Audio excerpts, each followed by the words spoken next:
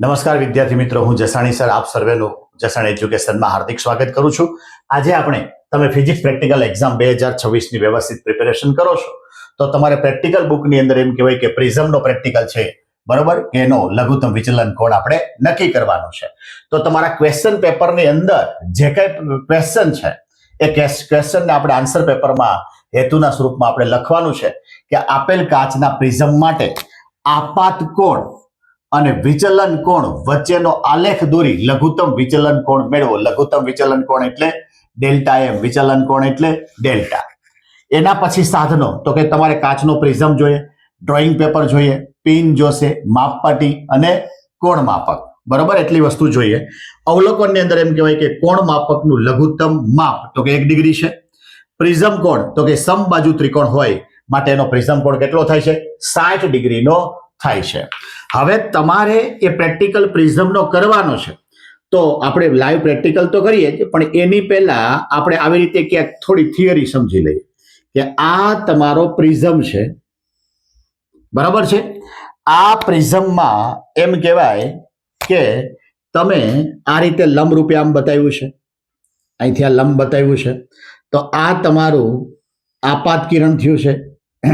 આપાત કિરણને આમ વધારી દેવાનું. અહીંયા જે ખૂણો બને એ ખૂણો તમારો આઈ થયો છે, એ ખૂણો તમારો આઈ થયો છે. અહીંયા આ બે ટાચણી રાખી છે, એ બે ટાચણી રાખી છે, બરાબર. હવે તમારે શું કરવાનું? આટલું આ પ્રિઝમ મૂકીને આ એટલું ડ્રો કર્યું, ફરી વખત પાછો પ્રિઝમ મૂક્યો. આ આઈ તો તમારે નક્કી કરવાનો છે.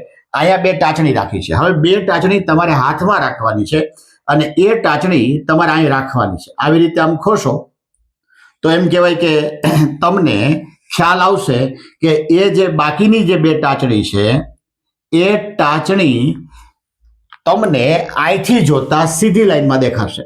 અહીંયા બે રંગીન ટાચણી છે, એનો પાયો ખાસ જોવાનો છે, એના વડે મેં દોર્યું. હવે બે ટાચણી મારા હાથમાં રાખીને અહીંથી જોતું જવાનું છે. અહીંયા જ્યારે ટાચણી મૂકું ત્યારે ખરેખર તમને અહીંયા દેખાય, અહીંયા જે ટાચણી મૂકું એ ખરેખર અહીંયા દેખાય. આ રીતે તમારે ટાચણી મૂકી અને પછી એ ટાચણી લઈ અને આ રીતે તમે અહીંથી આમ આ રેખા દોર દો તો આ જે કઈ ભાગ થયો એ તમારો વિચલન કોણ થયો છે. શું થયું છે? વિચલન કોણ થયો છે. જોજી, તમારે એક ડ્રોઈંગ પેપર લેવાનું છે. એ ડ્રોઈંગ પેપરને હાર્ડબોર્ડ ઉપર પિનથી સેટ કરી દેવાનું. એના ઉપર મેં આ પ્રિઝમ રાખ્યો છે. હવે આ પ્રિઝમ તમારે એમ કહેવાય કે આ રીતે ડ્રો કરી નાખવાનો છે. પ્રિઝમ આ રીતે આપણે ડ્રો કર્યો છે. પ્રિઝમ લઈ અને તમારે સ્કેલથી આમ વ્યવસ્થિત આને આ કરી શકાય. આવી 6 આકૃતિ તમારે ટોટલ દોરવાની થશે. કેટલી આકૃતિ? 6. હવે આ બાજુનો જે ભાગ છે એ પ્રોટેક્ટરની મદદથી હું લંબ પહેલા દોરી નાખું. પ્રોટેક્ટરની મદદથી હું અહીંયા લંબ દોરી નાખું તો આ રીતે મેં આમ દોર્યું.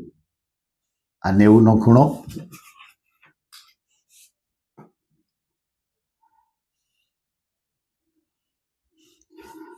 અહીંયા મારે હવે વહેલું લીધું હતું મેં 38 ડિગ્રીનો ખૂણો, બરાબર. 38 ડિગ્રીનો ખૂણો કોની સાથે?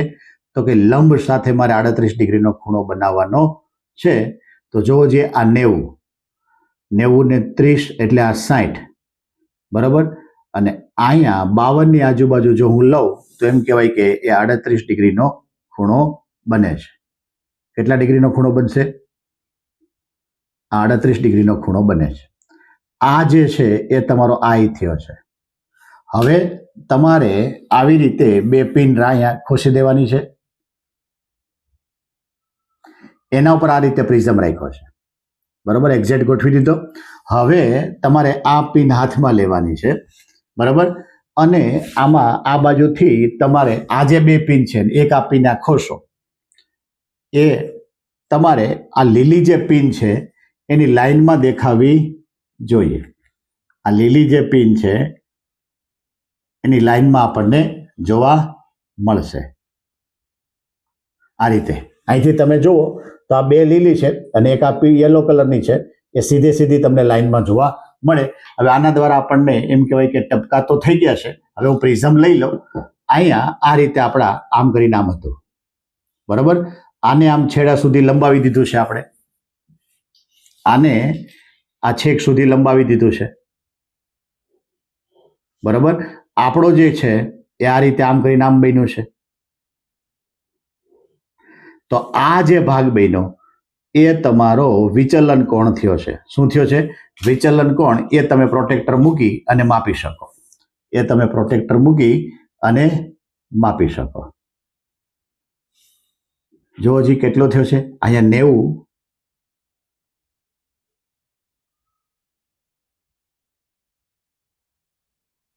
38 ની આજુબાજુ તમને જોવા, 38 નહીં પણ 32 ની આજુબાજુ તમને આ જોવા મળે છે. એટલે આ જે ખૂણો છે એ તમારો કેટલો થયો છે? 32 થયો છે. આવી જ રીતે બીજી આકૃતિ દોરવાની, બરાબર છે. એમાં પણ આપણે પ્રિઝમ દોરી, લંબ દોરી અને એમ કહેવાય કે એનો જે કંઈ ખૂણો આપણે દાખલા તરીકે 40 રાખવો છે તો એને એ 40 ખૂણો રાખી ડ્રો કરીને એના ઉપર 2 પિન ખોસી દેવાની. પછી એ પ્રિઝમ આ રીતે રાખી અને આ બાજુથી પાછી પિન આવી રીતે જોઈન તમારે ખોસતી જવાની છે અને એના દ્વારા જે કંઈ આપણને નિશાની મળી એ નિશાની દ્વારા માપપટ્ટીથી આપણે ડ્રો કરી અને સાદા કોણ માપકની મદદથી આપણે માપી શકવાનું થાય છે. તો એકદમ ઇઝી પ્રેક્ટિકલ છે. આવી રીતે 6 કે 5 આકૃતિ તમારે દોરવાની છે. છેલ્લે જે ડ્રોઈંગ પેપર છે એ પણ તમારે પેપરની સાથે જોઈન્ટ કરવાનું હોય છે. આપણે લાઈવ પ્રેક્ટિકલમાં જોયું કે તમારો આપાત કોણ આપણે રાખવાનો છે. મેં 38 ડિગ્રી, 40, 42 ડિગ્રી, 44 ડિગ્રી અને 46 ડિગ્રી એટલું મેં લીધું છે. તો જ્યારે મેં આપાત કોણ 38 ડિગ્રીનો રાખ્યો છે ત્યારે એમ કહેવાય કે વિચલન કોણ 34 ડિગ્રી મને મળ્યો છે. જ્યારે 40 રાખ્યો છે ત્યારે 30 છે, 42 રાખ્યો છે ત્યારે 26 છે, 44 રાખ્યું છે ત્યારે 31 છે અને 46 ડિગ્રી રાખ્યું ત્યારે 33 છે.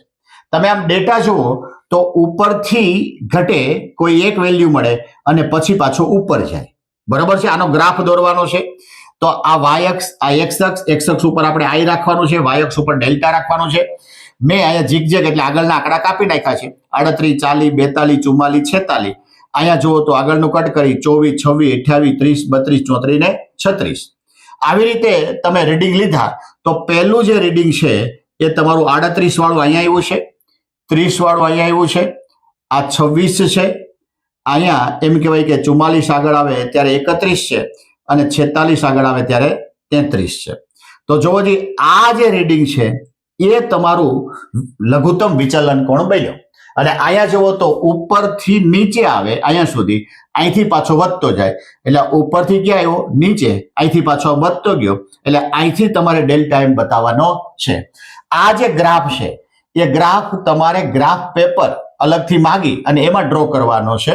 આમાં કોઈ ચરણ કે એવું કંઈ નહીં આવે એટલે રનિંગ જે ગ્રાફ દોરો છો એ જ રીતે તમને દોરવાનો થશે. પરિણામની અંદર લખવાનું છે કે આનું લઘુત્તમ વિચલન કોણ આપણને ગ્રાફ પડે કેટલું મળ્યું છે? 26 ડિગ્રી મળ્યું છે. કેટલું મળ્યું છે? 26 ડિગ્રી મળ્યું છે. હવે અહીંથી વાયવાના તમારા પ્રશ્નો પૂછે તો કે ભાઈ પ્રિઝમ કોણ કોને કહેવાય? પ્રિઝમ એટલે શું? આવો પ્રશ્ન હોય. પ્રિઝમનું કામગીરી શું? આપાત કોણ, વક્રીભૂત કોણ, નિર્ગમન કોણ, બરાબર છે. આપાત કોણ એટલે આઈ, નિર્ગમન કોણ એટલે ઈ, વક્રીભવન કોણ એટલે આર. અહીંયા આવે વિચલન કોણ એટલે ડેલ્ટા. વિચલન કોણ એટલે ડેલ્ટા. ક્યારે લઘુત્તમ વિચલન કોણ થાય? તો કે જ્યારે તમારે આઈ બરાબર ઈ થાય, આઈ બરાબર ઈ થાય ત્યારે જે ડેલ્ટા છે એ ડેલ્ટા ડેલ્ટા એમ કહી શકાય. એટલે આવો ક્વેશ્ચન પણ પૂછી શકે. આનું સૂત્ર શું બને? તો કે આઈ વત્તા E is equal to A plus delta M. A plus delta M. એટલે આના પરથી તમને ગાણિતિક કેલ્ક્યુલેશન પણ પૂછી શકે. એ 26 કરતા કંઈક થોડું જુદું આવશે. આવા પ્રકારના વાયવા હોય છે. ફરીથી આપણે ટ્રાય કરીએ કે તમારે આન્સર પેપરમાં કેવી રીતે આ પ્રેક્ટિકલ લખવાનો છે. તો કે પહેલા તમારો હેતુ જે તમારા ક્વેશ્ચન પેપરમાં આપ્યો છે, સાધનો, અવલોકન, બરોબર છે. પછી તમારે પ્રેક્ટિકલ કરી અને અવલોકનની અંદર તો બહુ ઈઝી છે.